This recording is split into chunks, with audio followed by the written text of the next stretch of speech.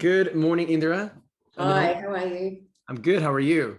Excellent. It's kind of funny. I always start with it's a nil, and it's like, well, obviously we're we're on a call. It's like, of course it's a nil. Um, hey, Indira, I'm excited. Today is day 7, session 7, element number 7. We're going to be talking about attunement. But before I hand the mic over to you, something that we've discussed is, we've gone through 6 elements so far: creative visualization, intention, mindfulness, energy, contemplation, Yes, you got it. and most recently journaling. I know Yeah. it's like, and now we're going to talk about attunement. And I think what's been brilliant in preparation for today, I read through your chapter on attunement, and this is where we start to ensure that when we practice attunement, that it's bringing all the 8 elements together. And it's something that I think is part of today and maybe even next week. And we're going to try to find a way to help people understand how these elements start working together and coming together in order for them to be more powerful for self-mastery for each person. Any initial thoughts on that? Well, really, attunement is the thing that we're working towards. Like we've been talking about getting clear about our vision. We've been getting clear about our mind and getting the mind out of the way, or getting all those sort of disruptive brain messages that can be thrown up at any time in our day, and making sure that our energy is taking us where we want to go. But all of those things are really underlying it all the way through. We've really been talking about what is attunement, and that is really allowing source to speak through us and guide us.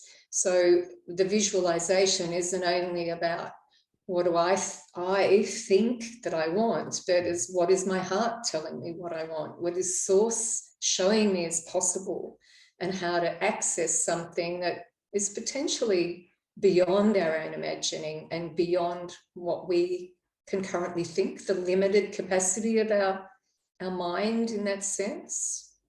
So I'm excited about this. I've been excited since I woke up because for me, attunement is the skill that we all have that needs to be developed to then truly be living in flow.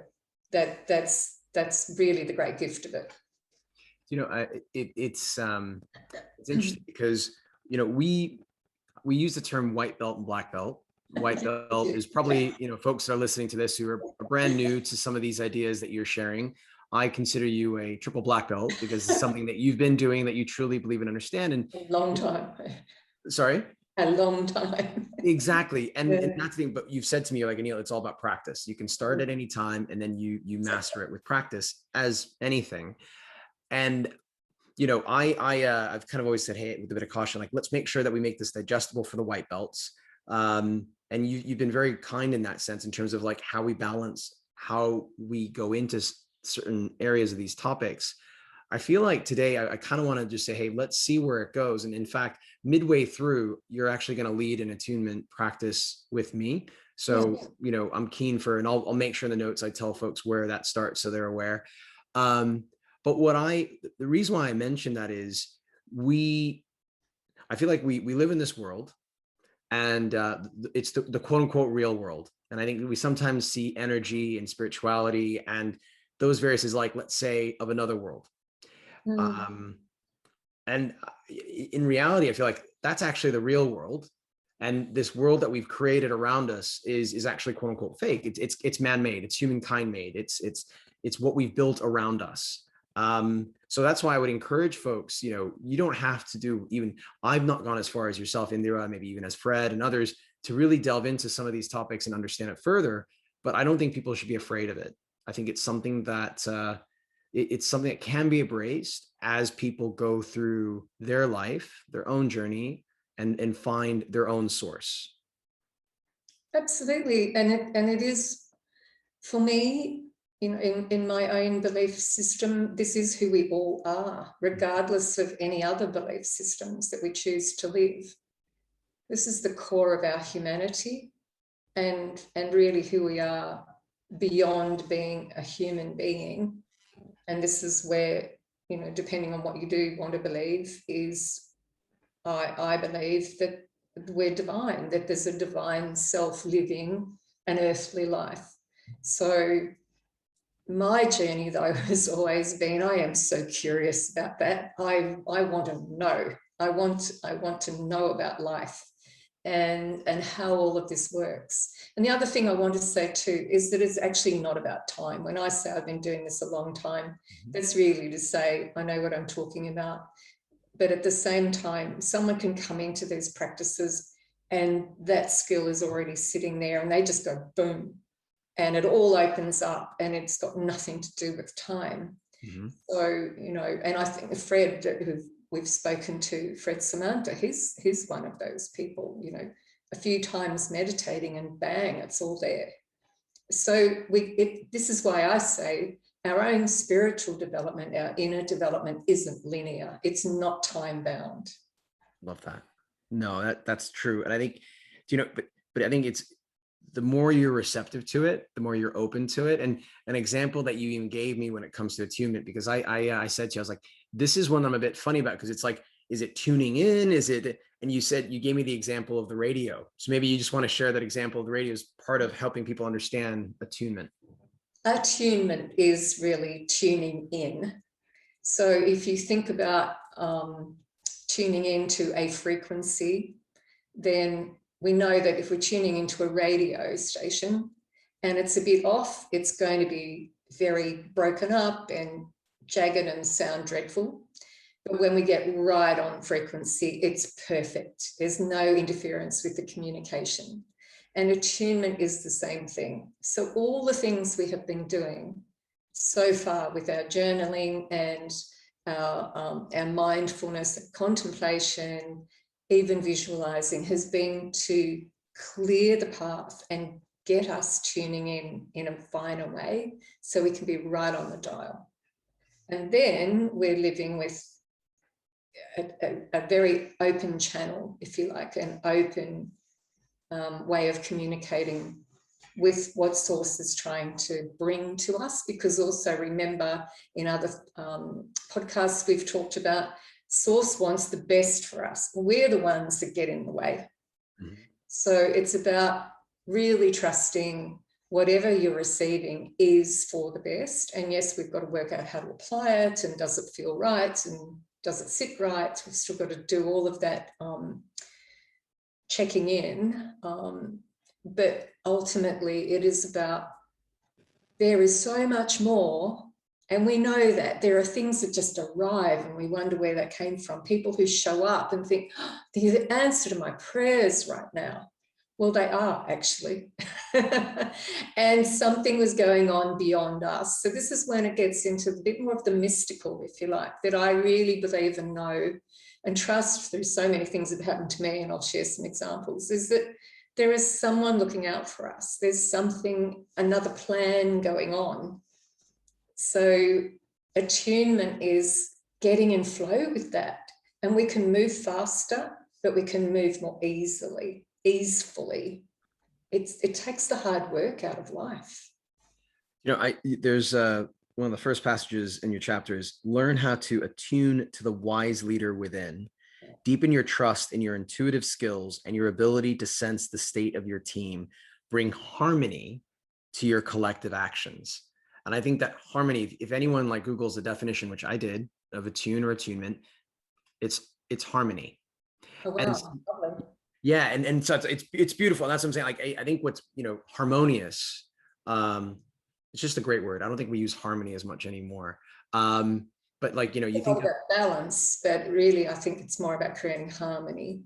Because they're all in sync, they're all in tune. Yeah. So your energy, your intuition, your instincts, your emotions, your mind, they start to just, like you said, clear reception. It's a digital frequency. It's not even analog anymore. So no, I just, and just on the back of that, we were chatting more about like the internal, external, because obviously when we think about harmony, we think about harmony on the inside, and that allows us to then face what's going on the outside. Yeah. But you know, we even said, it's like, it's at the end of the day, it's one, it's just, it should be the internal. And, yeah. And here's, oh, go ahead.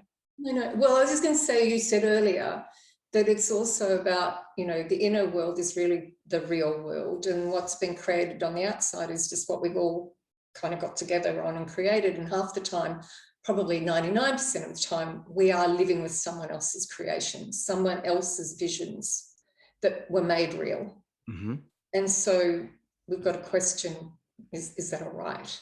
You know, and so so the harmony also comes into, is my external life a pure reflection of what I want internally?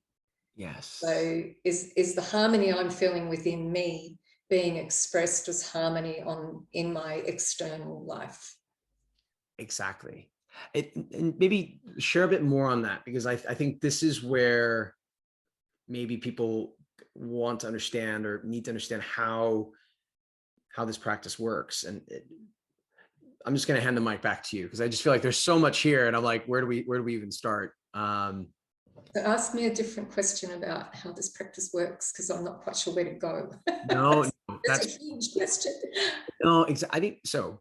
Maybe we just start with helping me understand the difference between meditation, visualization, and attunement. Oh, good. Okay, sure.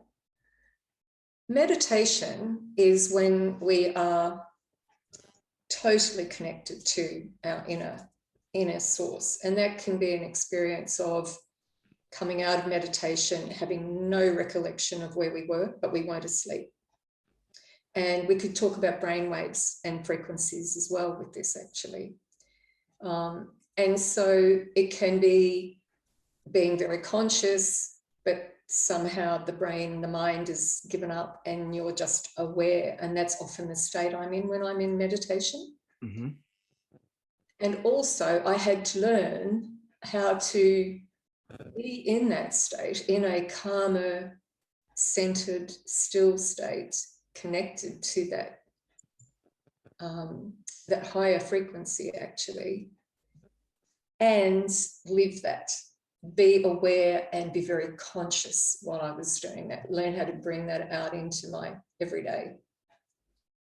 And that's why we need mindfulness, because if your mind can't focus and you actually can't put the mind aside, it's very difficult to be in that state a lot.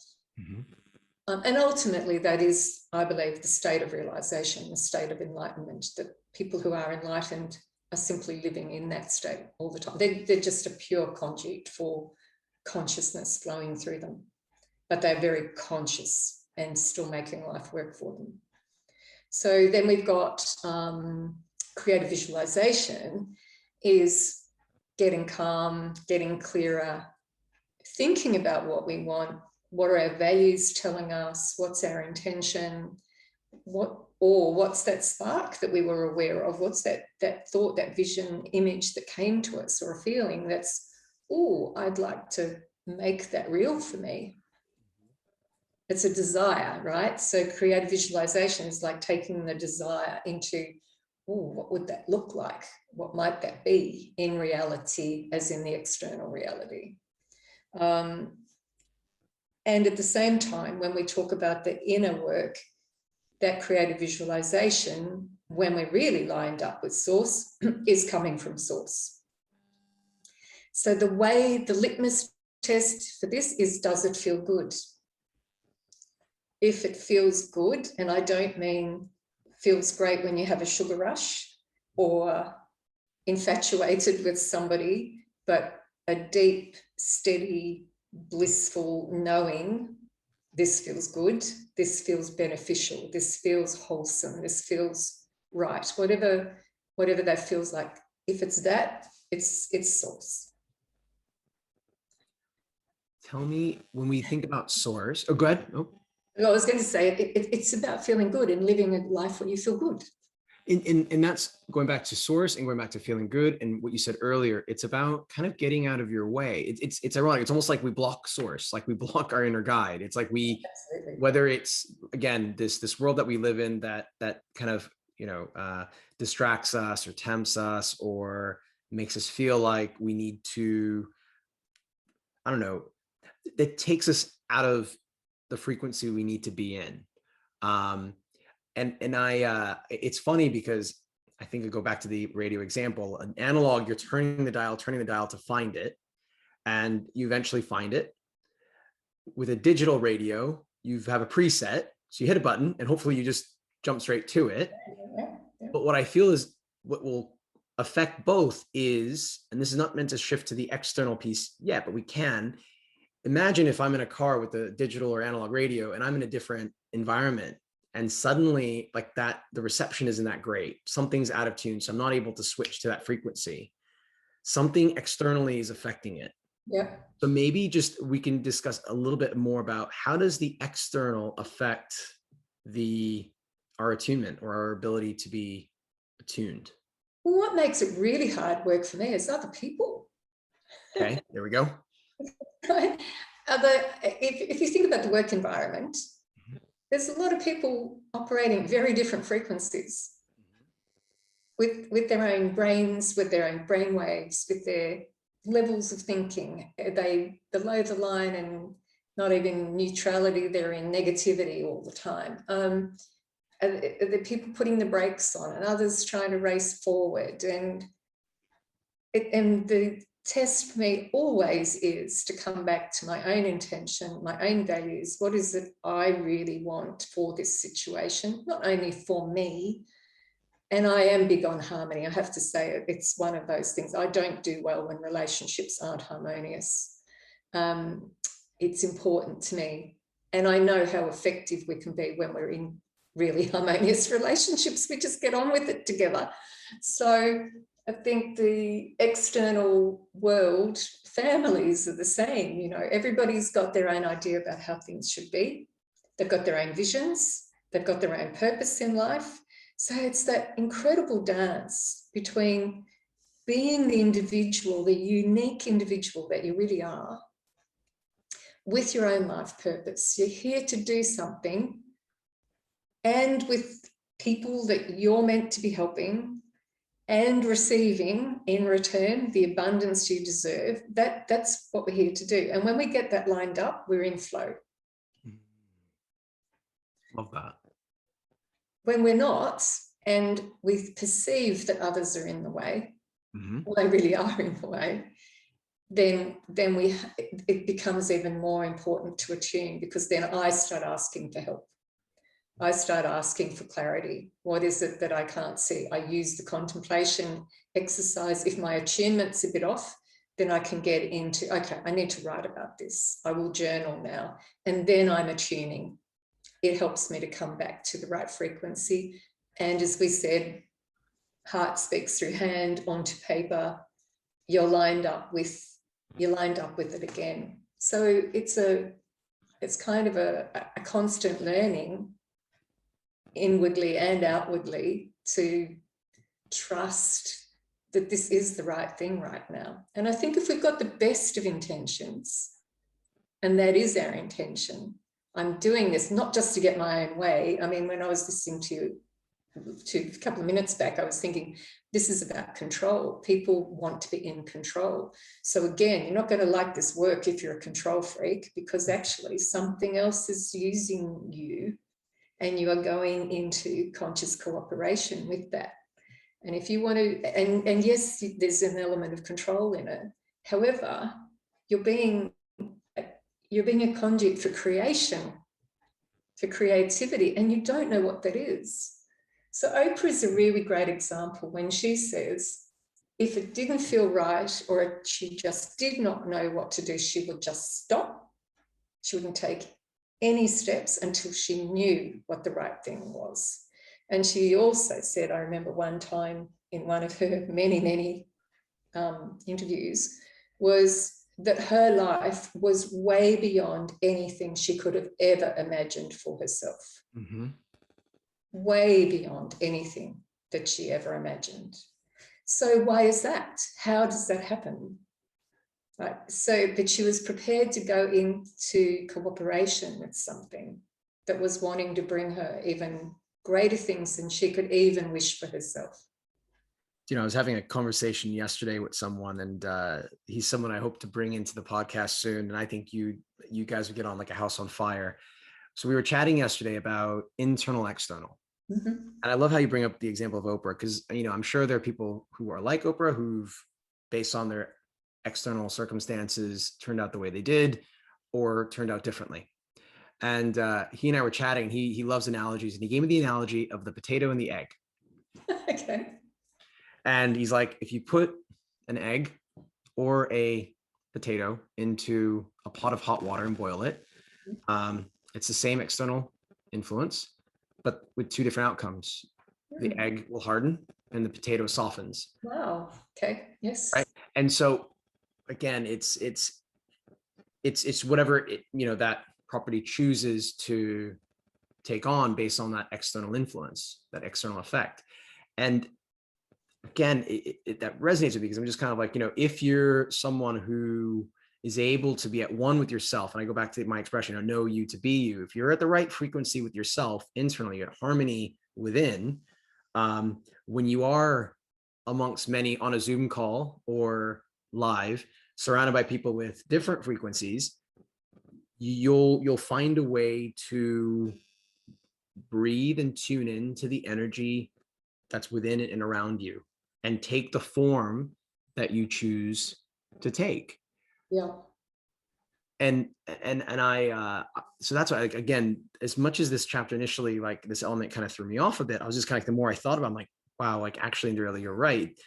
You know, when I meditate, I don't see myself as attuning. I see myself, and we'll talk about meditation next week, but I want to do a practice of attunement with you, because we've done it before. And yeah, you just, I'm just saying, like, you've got a believer now when it comes to attunement, because at first, when you're a bit like, but I'm like, okay, get out of my own way and just see what comes of this. And I'm like, okay, this is suddenly starting to really just take a nice natural form within me. And I'd love for you to help me with an attunement session, if that works. Okay, so before we do that in a few seconds, Sure. just to add to what you said about the potato and the egg, is having a conversation with a young woman just this week about a similar thing. And the thing is, when we are in a situation with a lot of other people who are vibrating at various frequencies that might not feel where we want to be, it behooves us to be strong enough to not drop our vibration.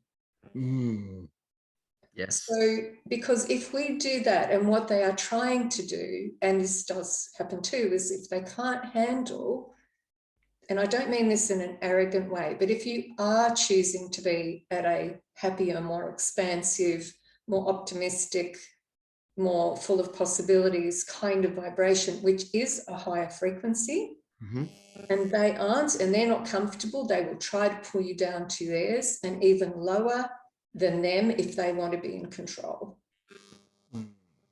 So if we do that, we will implode. If we keep de-accelerating, we meet the next person, and then they're not comfortable with where we are, the person below them is even less comfortable and trying to pull you down further, where do you end up? The only way to shift the dial is to stay in a very high vibration yourself and allow others to come up to match you, and for you to raise your vibration even further to match somebody even higher. And then we get into abundance, and then we're generating power, and then we're generating peace and love and all of those really wonderful qualities. But we have to have the courage. This is the spiritual warrior in us that will not let our vibration drag down. When we go into guilt and even compassion, we tend to feel sorry for people, and we will feel like we should be matching them. So I really struggle with people begging in the street, but it is not going to help them for me to live like that too.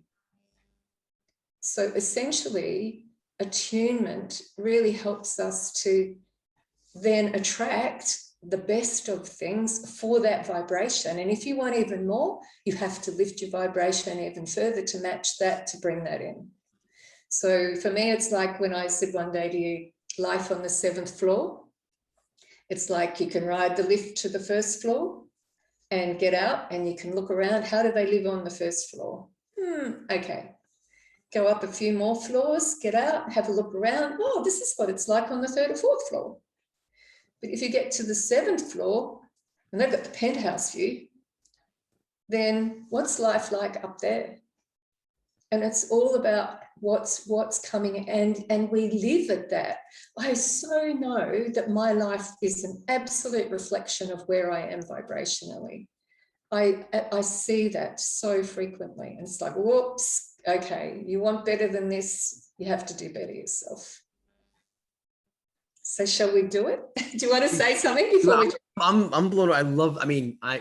Not to be a guy in the sense of like, I love the warrior, idea, but like, I love that spiritual warrior. It's like defending our vibration, like defending us and ensuring that we don't get in our own way. We don't let others get in our way. We don't let others bring us down. And I think it's really important though, because I kind of almost liken now in my head, and I could be wrong, Indira, like the spiritual warrior to our topic on energy. And it's like, if your energy is low and your spiritual warrior is fatigued, and you throw yourself amongst the wolves where they're trying to bring you down and your spiritual warrior is weak, whoa, forget about it. Like, but I feel like, if you're in harmony, it allows your spiritual warrior to kind of almost recharge and get stronger and raise the vibration level by level, higher and higher to where you want to go. And it's like, I just find that incredibly powerful, because if we struggle with the idea of a topic, if we can personify it or give it like a visual and almost just imagine that warrior kind of getting weak and strong, depending on what's hitting it from the inside and outside, what do we need to do to cleanse it, bring it in harmony so that it can rise and it can bring us along? You've just described exactly why I wrote the 8 elements and why I've created the 8 elements. This is exactly why we need them, and it's what I use. So I thought about what is it that works for me? What do I use to be that spiritual warrior? And it's these things, because you must find that time to bring that energy output down, and use things like contemplation, meditation, time for self to reflect and journal, time to really look at, the 4 cues we've talked about, the physical, intellectual, emotional and spiritual. Am I getting everything I need in order for me to flourish? Because it's hard. It's energy that we're talking about, right? So it can be very difficult, and you have to come back to, what do I intend? What's the best for me in this situation and for others? Therefore, how do I need to be, and how will I be? But I'm not going to drop my vibration to suit you. We might for a moment, but we've got to bring it back up and bring them with us. Exactly. And then it's their choice as to what they do about that. Exactly. We can't make anyone do anything. It's not my responsibility to do that. You can't make anyone actually do that. But this is exactly why attunement is another way to actually lift yourself. So when you said, get weak and depleted, you might not have a choice. The quickest way for me to bring myself back is to lift my vibration.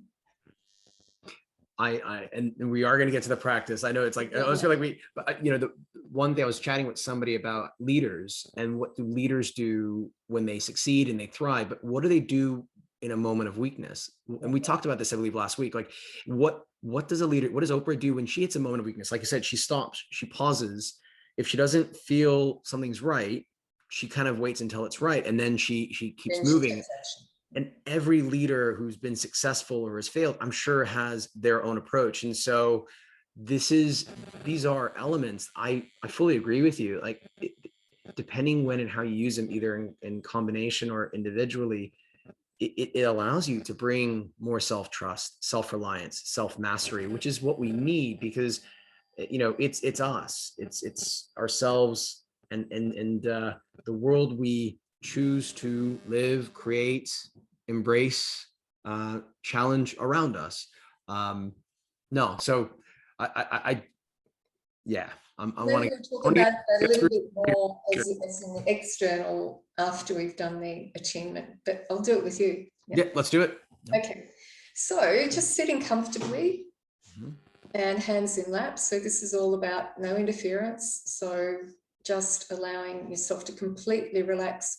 because you're actually lowering your brain waves. I know that sounds like contradictory to what we've just been talking about, but in order to attune, we actually slow down the brain waves. So we're going from beta, which is, we're probably a little bit lower than beta at the moment because we're talking about spiritual things, but the brain normally is operating at beta level. We need it to go into alpha and then into theta and possibly even into delta. So this is slowing the brain waves, which allows our whole vibration to get higher and finer. So just take a deep breath in. You can close your eyes. Take a deep breath in and a long breath out. Just allowing the shoulders to drop and relax and feeling the length of the spine. Feeling how the spine is allowing you to sit upright, base of the spine to the crown of the head. And you can imagine a golden thread that's a column of light, golden thread from the base of the spine, running all the way up through the center of the spine to the crown of the head. So you're creating space within yourself because you're allowing yourself to sit gently upright.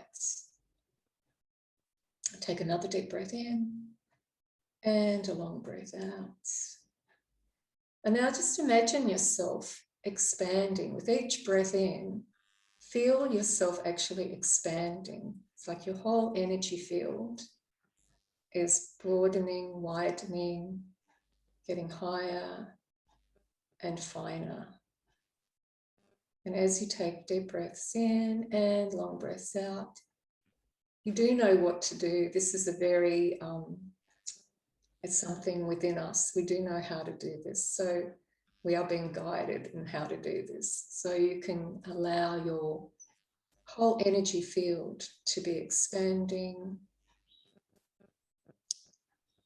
and your own vibration to be getting finer, faster, very refined vibration.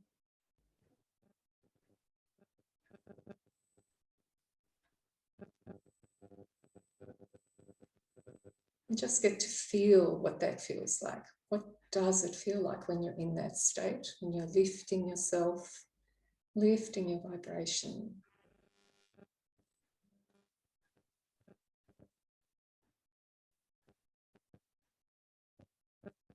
Reaching further and further, higher and finer.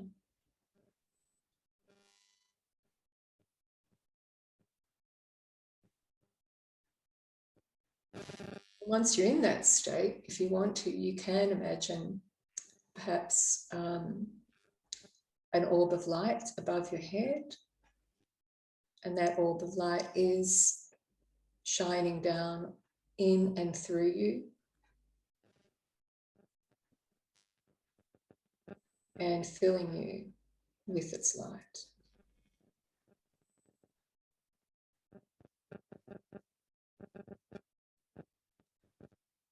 Just imagine it gently sending down, shining down through the crown of the head, all the way in and through you. And you may even get a sense of presence or a sense of intelligence or just an aliveness about that light.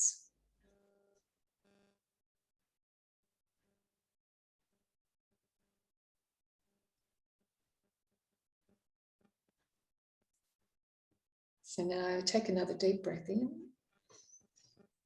Just be aware as you breathe out of your feet, of your hands, any sensations that you felt while you were doing that. And then holding that state of attunement, you can open your eyes.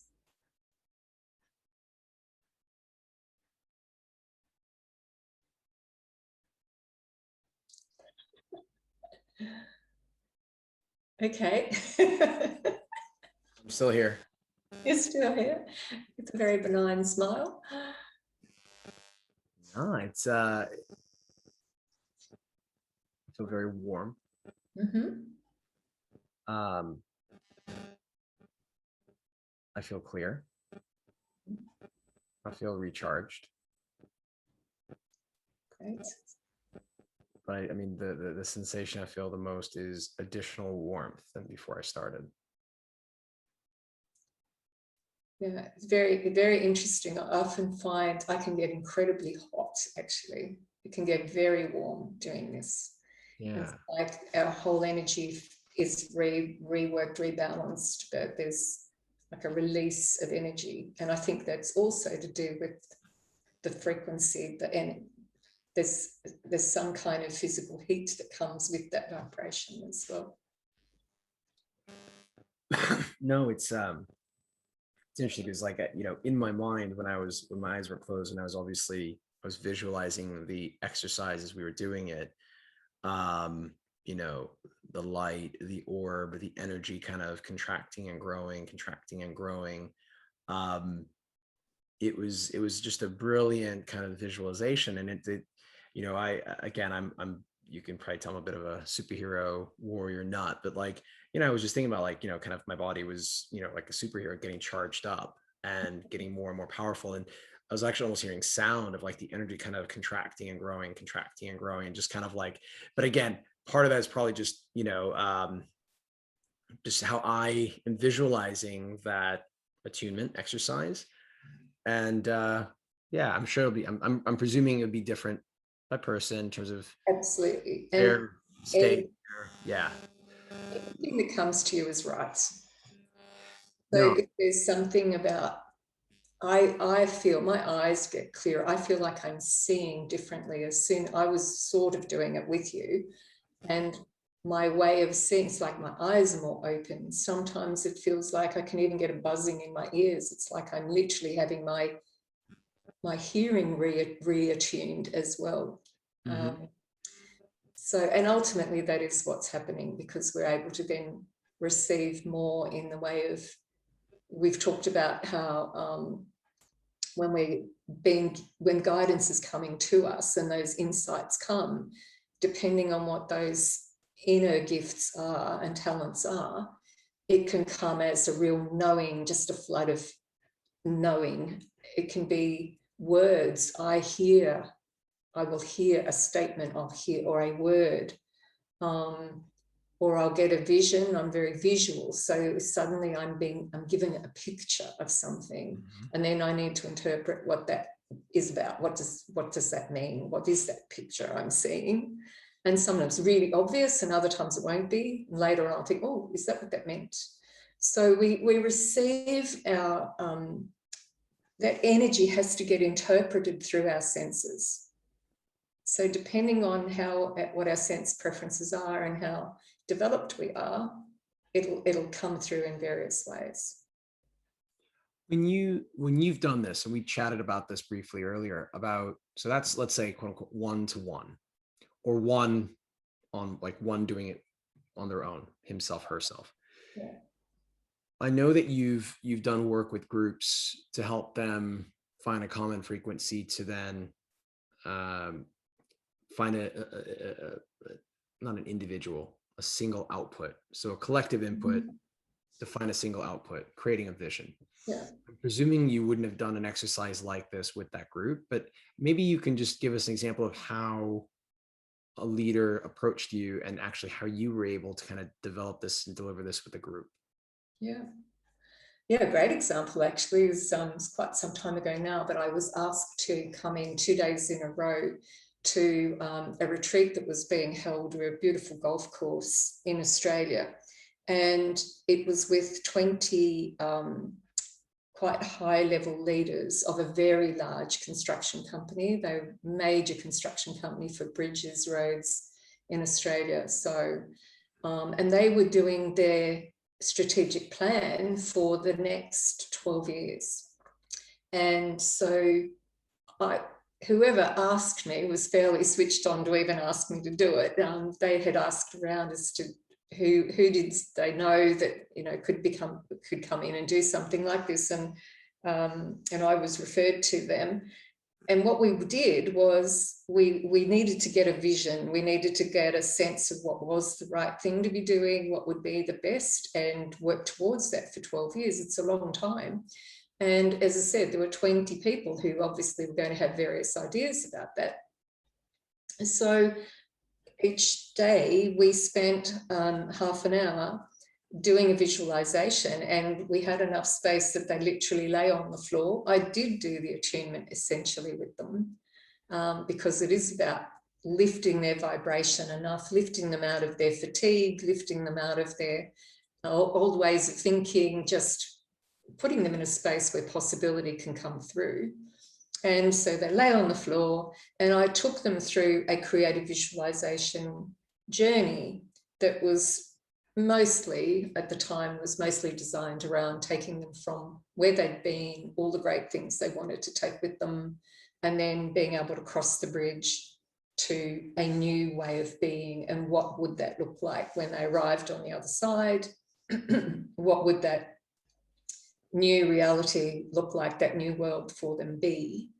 And so I talked them through that. And then, of course, once I brought them out of that meditation, essentially, put them in a very relaxed state, talked them through, and then asked them to be aware of what that would look like. When I then brought them out of the visualization, we allowed each person to share their experience. And then from that, they started to distill, well, what does this all really mean for us as an organisation? And it helped set up, so they added some values, they removed some values in terms of leadership values, but also the ethics, the values of the organisation. They started to have a different sense of how they wanted to be as leaders. And it set up the most phenomenal conversation. And the facilitator who'd invited me in saw that for himself. He was really pleased, and so were they. It was something they wanted to continue to do. And so that was fortunate, because the next day we did another one designed around the next part of the planning time together. So it's very, very powerful, because we all have that inner wisdom. We have that witness within us. It's just a matter of knowing what to do to tap into it. And the great thing for me is, and even happened with a recent coachee, was when you give yourself that reflection time, usually mostly coaches say to me, I don't have time to reflect. I don't have time to keep a journal. I don't have time to do whatever. They discover, wow, we just spent 20 minutes on the floor doing this, and now we have a whole new way of being. How many weeks, months, years of meetings might that have taken to get to the same point? And often what's given back to me is we just gained a whole heap of time. I have more time, and I don't know how that happened. It's because we're lined up. We're not getting so distracted. And we go for it. So that's what I mean about things can speed up, because you've hit the flow of the stream. You're just carried downstream. It's a wonderful state to be in. It truly is. And I think what's interesting is, and I love how you phrased it, it's like how you tap into it. Because I think the benefits of practicing attunement are kind of crystal clear. It's it lifts you out of the noise, right? You almost go back to that radio dial, adjust it, find where you want to be, need to be in the process. And again, it's not to play with the analogy of the elevator, but as you rise floor to go to a higher vibration, you're raising your vibration. You're doing that. And as we all know, ideally, the higher you go, the more you can see, therefore, hopefully the higher clarity you have.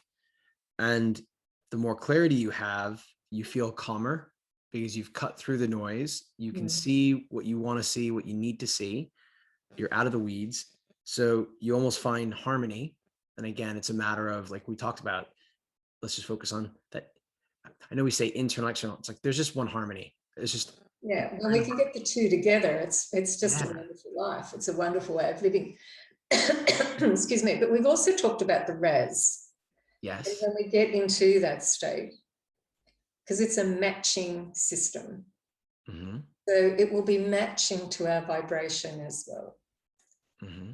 And so a lot of the time I'm thinking, when people think they want something, but oh, they're not sure if it's for them, and I've done it too, it's like kind of contract from it. It's because your frequency isn't matching the vibration of that object or that person, and you have to actually lift to it. If you think of Maserati as a higher vibration than a Toyota, and that comes through a whole heap of social hypnosis and ideas about value and things. But if you think about it and you think, oh, could I really own that? Could I really drive that? But is that, oh, I'd love it, but oh, it's not really for me. Or that's a stretch, or that might, but it might never happen. You know your vibration's off for that thing. So then it's, well, what do you need to do to elevate your vibration to be the person who can have that? Because all of the conditions that would bring that to you will come into play according to what you're resonating with. That's why there's no point in dropping your own frequency to suit others, because you're going to live their lifestyle. Mm-hmm. So it's, again, it's about feeling that worthy enough. Self-worth comes through with this too, of really having the self-awareness of your own value in order to have whatever you want in your life. And why would you not create beauty and prosperity rather than ugliness and poverty? So this is the spiritual warrior again. You've got to be sure about that. And that somehow you're not letting people down when you're not like them. Makes sense. I think what I find fascinating, and this is something I'm going to go a bit full circle on with you. I know I'm enamored by the spiritual warrior idea and being in harmony. And it's ironic because you wouldn't think you need a spiritual warrior to find harmony. One of the coaches you worked with, he felt like he was going to war and he wasn't. You kind of just said, hey, you're not going to war.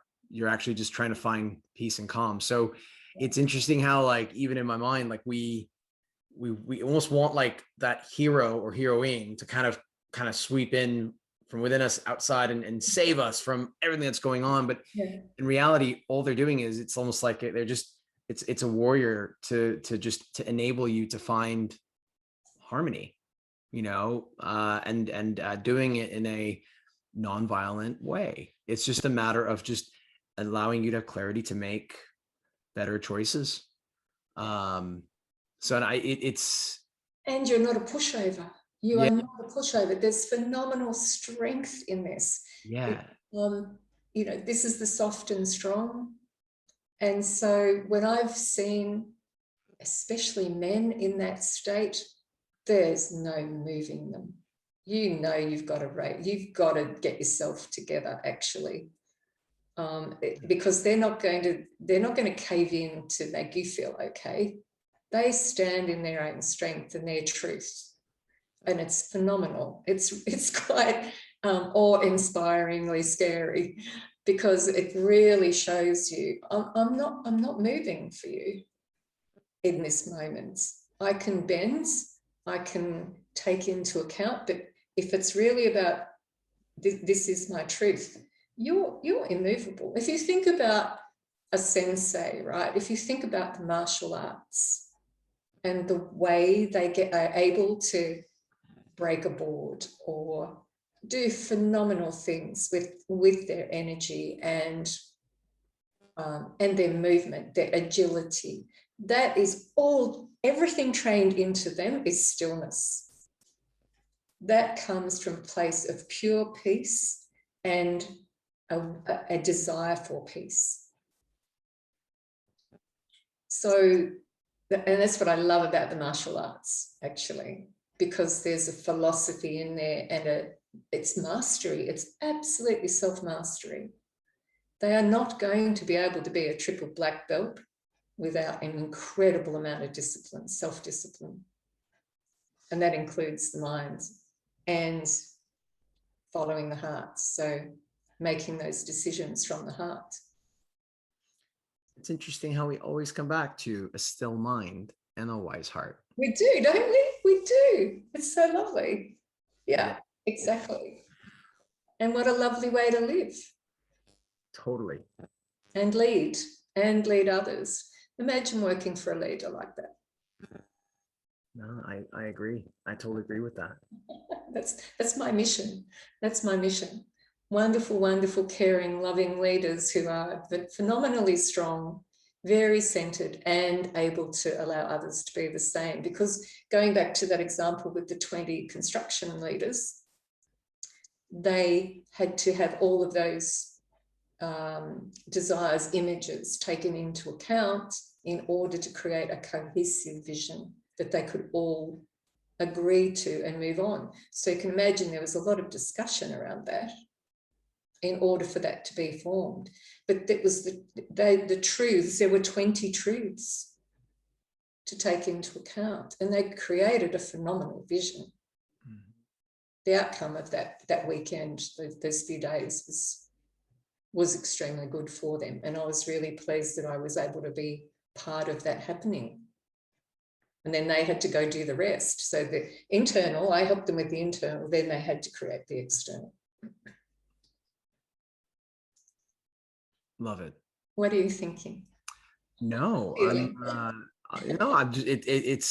processing it, because to be fair, it comes down to, like you said, harmony, whether it's 20 or whether it's 1. At the end of the day, it just needs to be, clear.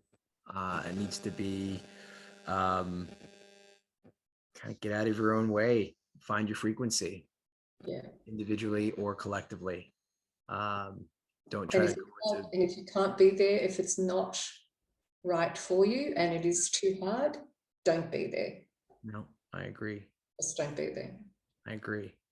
I'm excited about next week's session on meditation. Yes. It all together.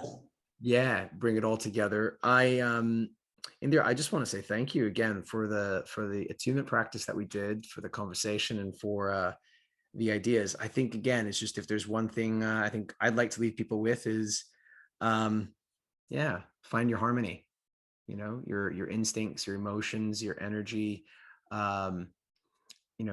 Let's do what we can to raise our vibration and to help others raise their vibration. I think the less of us that are looking to bring people's vibrations down, rather we focus on the opposite, work with each other to raise each other's vibrations. I think it just leads to more abundance, as you rightly said earlier. Absolutely, and greater happiness. I was just thinking, we're all talking about how to be happier. We'll be happier when we lift our vibration further. Really, I think the work is lift your vibration, not be happy. Happiness is within us anyway. That we've talked about this in the past as well. So attunement is attuning to that bliss, attuning to that source of love, happiness, joy, peace that is within us, and create from there. Beautiful. Well, I'm going to leave everyone on that lovely note. Still mind, wise heart, know you to be you. Big hugs and heaps of love. Find your frequency, folks. I know everyone can, and we're here to help. Thank you, Indira, for your time. Absolutely beautiful. Thank you. Yeah, brilliant. Thanks so much, Anil. See you next time. See you next time, indeed.